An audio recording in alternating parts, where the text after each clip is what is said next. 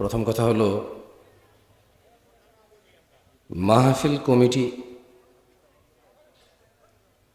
দিন প্রচার করে নাকি লোক ভিড় করে তা তার মাহফিল পরিচালনার সময় যেটা সে বেঁধে দেয় সে অনুযায়ী পরিচালনার উপর ভিত্তি করে আন্দাজ আঁচ করা যায়। বাকি তারপরে ভুল অনেক সময় ভুল শুদ্ধ হয়।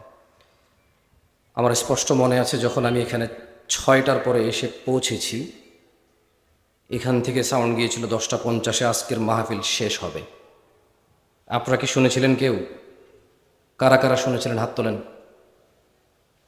রাত 10টা 50-এ এই মাহফিল শেষ হবে, আপনারা কারা কারা জানতেন? জানতেন, ঠিক আছে। এখন রাত 10টা 41 বাজে। আমার গলার শব্দ শুনে হয়তো আপনারা অনেকে আন্দাজ করতে পারতেছেন আমার একটু শারীরিক অসুস্থ, মানে সর্দি কাশি চলছে। তো মানে আমার আজকের এই অধিবেশনের প্রথম আলোচক মাহমুদ বিন কাসিম হাফিজাহুল্লাহ, উনি সলাত নিয়ে আলোচনা করেছে, সলাত ত্যাগের বিষয় নিয়ে কথা বলেছে, সলাতের গুরুত্ব নিয়ে কথা বলেছে। আর এরপরে আমার একটু আগের যিনি আলোচনা করেছিলেন তিনি কথা বলেছেন জান্নাত জাহান্নাম নিয়ে এবং কিছু প্রশ্ন উত্তর করেছেন। আর আপনাদের প্রধান অতিথি যিনি, উনিও কথা বলেছেন, বেশ কিছু ধর্মীয় হারাম এবং হালাল নিয়ে কথা বলেছেন। এই সবগুলোই তো ইসলাম। ইসলাম না? একদিনে কত ইসলাম শোনার পরে আপনারা ভালো হবেন বলে মনে করেন? ওই দুইজনের আলোচনা যদি যথেষ্ট না হয়, আজকে আমার আলোচনা যথেষ্ট নয়, আমার এখন নেমে যাওয়া উচিত। আর যদি বলেন যে না, দুইজনের আলোচনায় অনেক উপকৃত হয়েছেন, তাহলে আমি আর 8 মিনিট কথা বলবো। শরীরের অবস্থা একটু ভালো না, আশা করি ওই 8 মিনিটও আপনাদের কাজে আসবে ইনশাআল্লাহ। কারণ মাহফিল কমিটি তার কথা ঠিক না রাখলেও অ্যাজ এ দাঈ ইলাল্লাহ আমরা ওয়াদা সংরক্ষণ করার চেষ্টা করার সর্বোচ্চ চেষ্টা করা উচিত নাকি উচিত না? আপনি বলেন, একটা সমাজ রাত 1টা পর্যন্ত মাহফিল করতো, সেটা এখন 10টা 11টায় নামছে। যতদিন পর্যন্ত এই সমাজের যারা পরিচালক, কোনো আয়োজনের আয়োজক যতদিন পর্যন্ত সত্যবাদী না হবে এবং সময়ের মূল্য নির্ধারণ না করবে, ততদিন পর্যন্ত এই সমাজে যত ওয়াজ করেন কিচ্ছু হবে না। যেদিন 1:30টায় খুতবা শেষ, মানে 1:30টায় খুতবা শেষ হবে, সেদিন অনেক মানুষ আর রুকু ধরতে হবে না, সে প্রথম রাকাত থেকে নামাজ পাবে। কারণ ওই ছেলে জানে কোনোদিন 35-এ খুতবা শেষ হয়, কোনোদিন 40-এ হয়, এজন্য সে 30-এ আসে না। কোনোদিন সে 25-এ এসে রুকু পায় না, কোনোদিন সে 30-এ এসে 50 পর্যন্ত অপেক্ষা করা লাগে, সে মসজিদে আসে না। সময়ের মূল্য জুমার খুতবার সময়সূচি থেকে নিয়ে নেন, এর অপকারিতা কতটুকু। আমি কোরআনুল কারীম থেকে 2-4টা আয়াত বলে আজকের বক্তব্য সমাপ্তি করব। আপনাদের বলে যাচ্ছি, আপনাদের মধ্যে যদি কেউ পারেন কোনোদিন আয়োজন করতে আর বলবেন কোন বক্তা কখন মাইকে উঠবে, কতক্ষণ তার মাইক, ওখানে আমার জন্য যে সময় নির্ধারণ করবেন, যদি আমি আসতে চাই, আপনারা যদি দাওয়াত দেন, কোনো কারণে যদি আমি রাজি হই, যে সময় আমাকে বেঁধে দিবেন, যে আল্লাহ যদি বাঁচায় রাখে, আল্লাহর তৌফিকে আপনি উপস্থিত থাকলে এই সময় আপনার জন্য মাইক আমরা প্রস্তুত রাখবো, আল্লাহর ইচ্ছায় আল্লাহর দয়া আপনি এই সময় পর্যন্ত কথা বলতে পারবেন। সেদিন ইনশাআল্লাহ যে সময় নির্ধারণ হবে আমার সাথে, যেটাতে আমি আর আপনি এগ্রি থাকবো, ওই দিন ইনশাআল্লাহ যতটুকু সময় নির্ধারণ চেষ্টা করবো, আমার তৌফিক ইল্লা বিল্লাহ, আল্লাহর দেওয়া তৌফিক অনুযায়ী আল্লাহর বিষয়ে কথা বলার ইনশাআল্লাহ। আজকে পারবো না, আজকে রাত 10টা 50-এ মাহফিল শেষ হবে ইনশাআল্লাহ। আউযু বিল্লাহি মিনাশ শাইতানির রাজীম। ওয়ালাউ আন্না আহলাল কুরা আমানু ওয়াত্তাকাউ লাফাতাহনা আলাইহিম বারাকাতিম মিনাস সামা لفتحنا عليهم بركات من السماء والأرض ولكن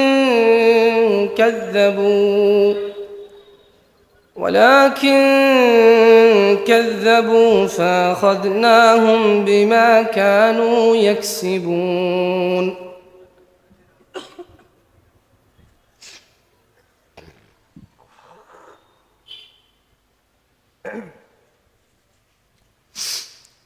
জনপদগুলার লোকেরা যদি ঈমান আনত, মানে এলাকায় বসবাসকারী লোকরা যদি ঈমান আনত এবং আল্লাহর ভয় ভীতি অবলম্বন করত, মানে যে সিগারেট খায় প্রকাশ্যে মানুষ দেখছে এটা অন্যায়, ও যদি এটাকে ভয় পাইত যে আমার এই অন্যায় সাক্ষী মানুষ হচ্ছে, ওই যে দোকানে অটোতে রিক্সায় কোনার দোকানে গান বাজনা গায়ে হলুদে চালাই দিছে, ওই যে চালাচ্ছে সে যদি ভয় পাইতো যে আমার এই অন্যায়ের সাক্ষী মানুষ হচ্ছে,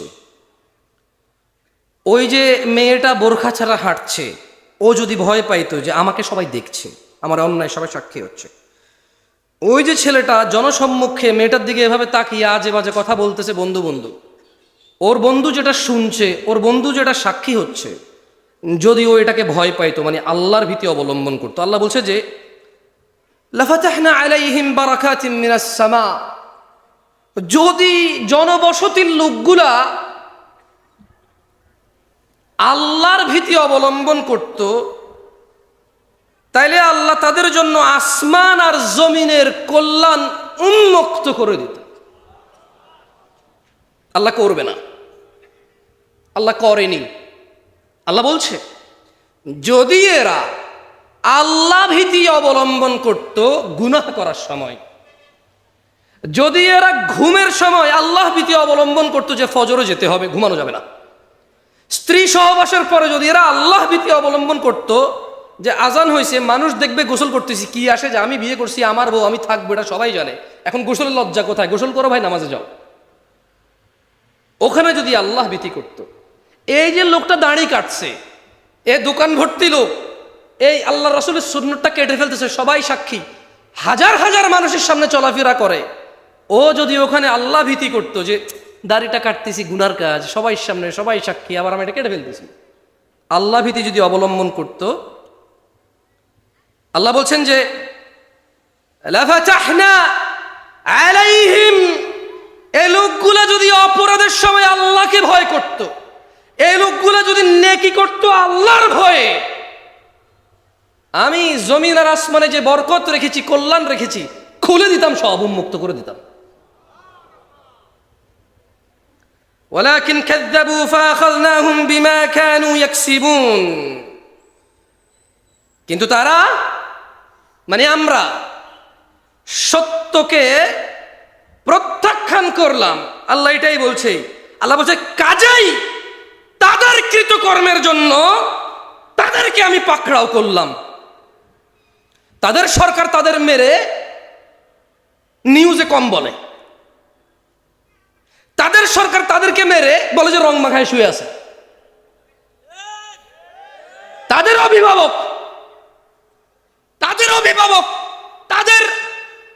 তাদের নিরাপত্তা নিশ্চিত যে করবে দুনিয়াতে আল্লাহর তৌফিকে, সে বলছে যে এরা রং মেখে শুয়ে আছে, অথচ ওই মারলো ওদেরকে। কারণ কি? কারণ এরা আল্লাহ ভীতি অবলম্বন করেনি। আল্লাহ বলছে যদি এরা আল্লাহ ভীতি অবলম্বন করত, যদি এরা আল্লাহ ভীতি অবলম্বন করত, আল্লাহ তাদের জন্য জমিন আসমানের বরকত খুলতো, কল্যাণ খুলতো। আর তারা কি করলো? তারা আল্লাহ ভীতিকে প্রত্যাখ্যান করলো, তাই আল্লাহ ওদেরকে পাকড়াও করলেন। আজকে যারা শেভকারী আছো, বেনামাজি আছো, প্রেমিক আছো, জানাকারী, মদখোর, নেশাগ্রস্ত, গান বাজনায় উদাসীনতায় মত্ত আছো, তোমাদের বলি তোমরা যদি তুমি যদি আল্লাহ ভীতি অবলম্বন করো, আপনি যদি করেন আল্লাহ ভীতি অবলম্বন, আল্লাহ সবার জন্য না করলেও শুধু আপনার জন্য, আপনি যে আল্লাহ ভীতি করবেন, আল্লাহ আপনার জন্য আল্লাহ ভীতি থাকলে আসমান আর জমিনের বরকত খুলে দেবে, যেখানে যাবেন শুধু কল্যাণ। এটাকে আমাদের আঞ্চলিকতা বলে মাড়ি ধরলে হুনা হয়ে যায়। কি বলে এটা রে? আবার আরেকজনের কিতা কয় তো হুনা ধরলে রাং হয়ে যায়, রাং। শুদ্ধ ভাষা কি আমি জানি না, এটা আমার আম্মা চাচি জেঠিদেরকে বলতে শুনছি যে হাতের কিচ্ছু তো হাতে মাড়ি ধরলে হুনা হয়ে যায়, মানে যেদিকে যায় শুধু অবাগা দুর্বাগা। কারা কারা আসমান জমিনের কল্যাণ পেতে চাও? তাকবীর। তাহলে কি করা লাগবে? আল্লাহ ভীতি। কি করা লাগবে? প্রকাশ্যে অপরাধ করবা, প্রকাশ্যে অপরাধ করিও না। তোমার যে যে অপরাধগুলি আছে তা থেকে মুক্ত থাকো, সাক্ষী বানায়ও না এগুলার। আল্লাহ তাআলা আমাদেরকে বরকত দিক। আজকে উপস্থিত যারা হয়েছেন, আয়োজক আপনাদের ধোঁকা দিয়েছে। সে বলেছে 10:30 পর্যন্ত মাহফিল চলবে। সে বক্তাদেরকে দূর থেকে দাওয়াত দিতে নিয়ে এসে সময় মতো মেনটেন করেনি। আয়োজক আপনাদের ধোঁকা দিয়েছে। আমি রাগ করছি না, আমি নিয়ম মেনে চলছি। আমি অনেক নিয়ম মানি, এটা আমি বলবো না। আমার এমনিতেই ভুলে ভরা জীবন, এত মানুষের সামনে সাক্ষী রেখে আমি আর অনিয়ম করতে পারবো না। আকুলু কওলি হাযা ওয়াস্তাগফিরুল্লাহ লি ওয়া লিসাইরিল মুমিনিন ফাস্তাগফিরু ইন্নাহু হুয়াল গফুরুর রহিম। সুবহানাকা আল্লাহুম্মা ওয়া বিহামদিকা আশহাদু আল্লা ইলাহা ইল্লা আনতা আস্তাগফিরুকা ওয়া আতুবু ইলাইক। আসসালামু আলাইকুম ওয়া রাহমাতুল্লাহি ওয়া বারাকাতুহু।